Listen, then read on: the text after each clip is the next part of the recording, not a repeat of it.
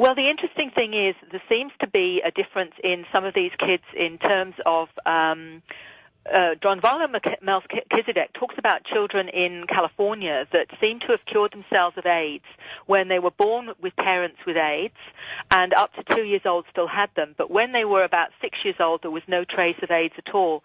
And he said it seems that they found scientifically they've got certain codons switched on that we don't. In other words, we operate from, out of 60-odd codons, we only have about 20 normally switched on. These kids seem to have about 24, and they seem to have the ability to heal themselves.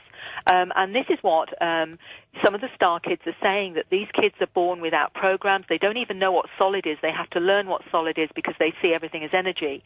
And they will actually be able to heal themselves. And of course, if that DNA that we talk about, that big program, is switched on, that's exactly what they're saying we would do. We would no longer have illness, or we would be able to cure ourselves, because we're actually operating from a very small 3%, if you like, program, and the old computer is working from that. But it seems like we've actually got the program for a supercomputer, which if it was switched on and we were the supercomputer, we would actually be completely different.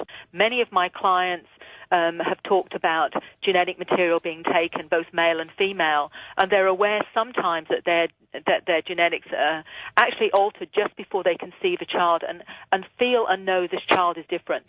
So they are being told on some level at least that this is happening. And it seems to be not only are they using or altering the genetics to create this enhanced super Homo sapiens, if you like, or new human, but they're also educating this kid on the craft, either in their sleep or through this downloading of information, which seems to be there in a way waiting for some kind of switch on, if you like, because, there seems to be all of them saying the same thing. We are actually going to have a shift in consciousness where we are going to become, if you like, a lot more multidimensionally aware, and it's almost like we're waiting for that. And these star kids talk about their mission. They don't know what it is yet, but they know that that's going to come into fruition in the near future, and many of them feel it's going to be very soon. I think since we've had nuclear power, we have seen more and more craft in our skies. They're making themselves more and more present all the time, and I think they're letting us know that we have to change. And the interesting thing is the star kids all seem to be aware of this. Many of them say, look, I don't want to be here. I don't like this planet.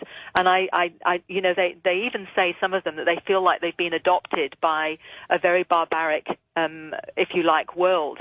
But they know they've got something to do, and many of them, when they come to terms with it, are actually know that they can make a difference to this planet in terms of consciousness. And I think, we only need 10% of these children to be on the planet, to be aware, to actually change our collective unconscious, or our consciousness, and create that shift. And I believe that, we're getting very close to that, or we'll have to be, for this to actually happen before we destroy ourselves.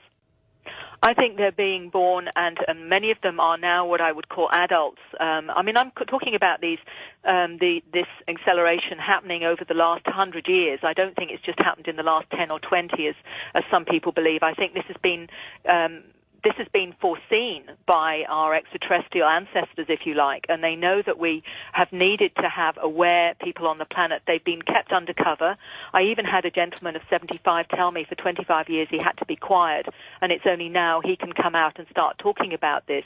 It's almost like they've needed to keep a low profile, but the fact is that they are now, some of them, I think, in very important positions to actually change what's happening on the planet. The interesting thing is, that, the covert governments that know about these children, they feel like they've got a chance to actually deal with kids that are telepathic, that can actually change energy, that can, know what is truth and what Fantastic. truth isn't. They don't stand a chance. I remember one star kid telling me, he was only about 16, and he said when he goes astrally and does healing, he can actually see always a couple of psychic spies, and he can see by their energy that they're psychic spies. So he says, I just avoid them.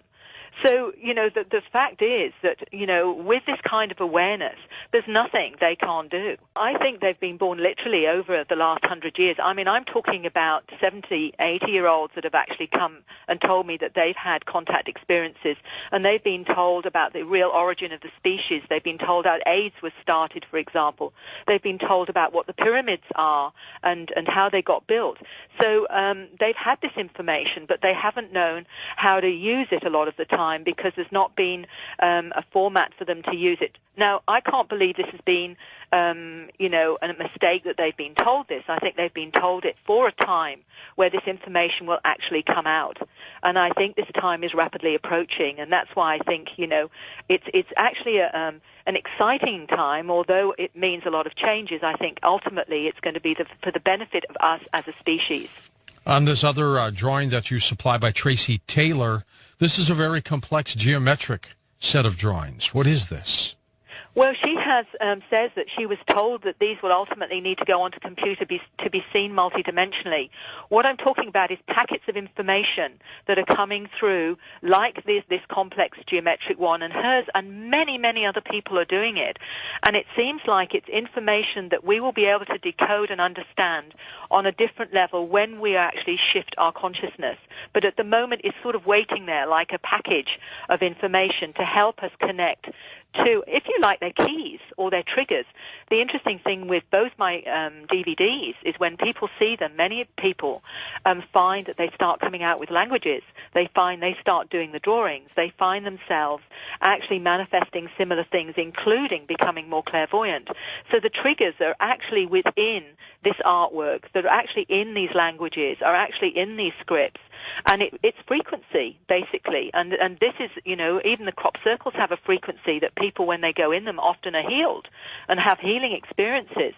So there's a frequency there that I think is altering the consciousness of the planet, and we are actually connecting with that. And that frequency may be the one that actually turns us on, if you like, from this dormant, rather limited human awareness to a greater one, which I think is our true heritage. We only operate from 3% of our DNA.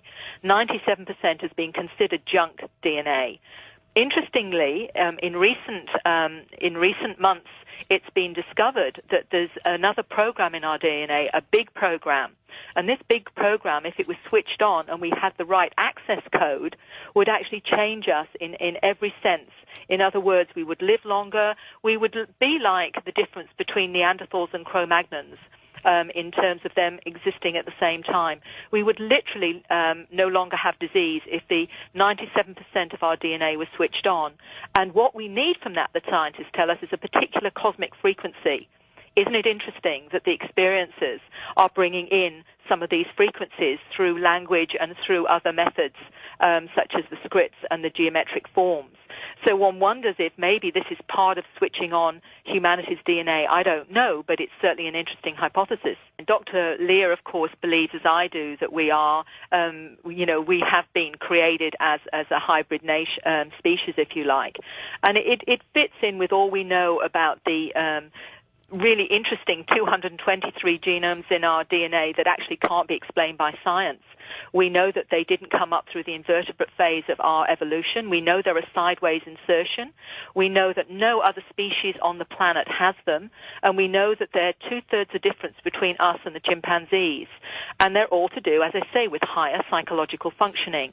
And this in itself, I think, is a real clue, along with, the testimony from indigenous tribes that all talk about the fact that the sky gods or the sky beings came down and interbred with them. I mean, it's all through our anthropological and archaeological history that, the craft have been there and that we have, I believe, been altered. I was speaking at Oxford University only a couple of months ago against, are we alone? Yeah. And I was talking with an astrophysicist who was speaking about, from his perspective, a professor of astrophysics at Manchester University, Professor Zylstra, and he was postulating the fact that it's impossible for other intelligent life because of, from his perspective. And the interesting thing was that ultimately the Oxford Union Forum actually went with human experience. And I think the bottom line is that human experience and testimony of human experience is actually the qualifier with this. When you get enough from all the indigenous tribes that are telling us that the gods came down, such as the Dogon tribe, which is mentioned in many different, Sure. They knew that they were being interbred with by the Nummo, for example. We've got Zechariah Sitchin, who also talks about this from the Sumerian text, and it was I was actually asked a second question by the professor of Sumerian text at Oxford University, and he said, "Are you telling me that you believe that the gods were in fact extraterrestrials?" And I said, "Absolutely, because they would have been seen as gods,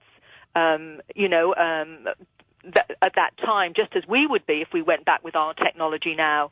Dr. Boylan and others that are actually seeing that our children are changing, and Dr. Roger Lear particularly showed me some very convincing statistics from the research that he'd done over the last 40 years in developmental changes in children in the last 40 years. And what he discovered was that a lot of our children, in terms of higher psychological functioning, have accelerated into, it may be just from walking, talking, et cetera, accelerated in some cases from 40 to 80% in 40 years. Now, that in itself, he believes, as I do, that this is not due to normal better prenatal care, that there is something really significant going on here.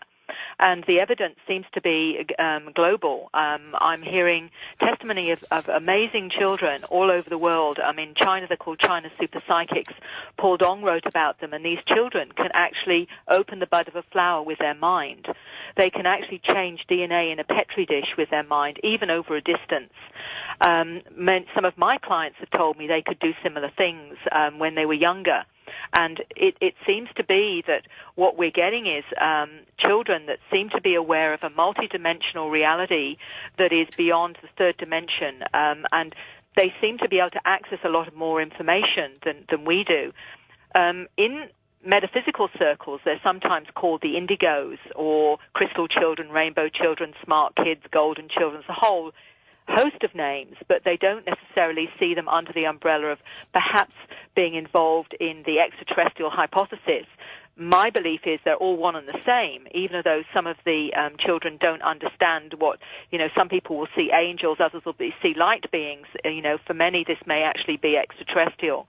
I believe it's part of a deliberate program to upgrade humanity in a very speedy way, and I think there's some very good reasons for that. The fact that these children will often talk about seeing imaginary, would be considered imaginary friends, but actually aren't. They can actually seem to see energy. They may say they're seeing colors around people, which is one of the ways that they show that they can see things from a broader frequency or light frequency, just as digital cameras seem to be picking up a broader frequency with a lot of these orbs we're seeing in pictures now, for example. They're able to see energy in a different way. The interesting thing is, too, that some of these kids exhibit healing abilities quite remarkable. I was speaking to a biologist in Vancouver when I was doing my world tour a few months ago, Ellen Hayakawa, and she's actually coming across these kids worldwide. She's even talked to the Dalai Lama's sister and been over there to talk to her about these children, and she told me the story of a 3-year-old little girl who had actually, her mother had become badly scolded, and this little 3-year-old went up to her mother, put her hand over the blister burn, and it disappeared. Oh my. And these are things that are happening right across the globe. We are getting children now that seem to be doing incredible things. In Mexico, there's at least 1,000 now that have been able to see with various parts of their body. And I actually saw film footage of I think she was 15 or 16, literally reading the newspaper with her feet. So we've got them exhibiting extraordinary abilities. My God, and I think this is, real evidence that what we're believing is happening is actually happening. Typically, they've got certain codons switched on that we don't. In other words, we operate from, out of 60-odd codons, we only have about 20 normally switched on. These kids seem to have about 24, and they seem to have the ability to heal themselves. And this is what some of the star kids are saying, that these kids are born without programs. They don't even know what solid is. They have to learn what solid is because they see everything as energy. And if it was switched on and we were the supercomputer, we would actually be completely different.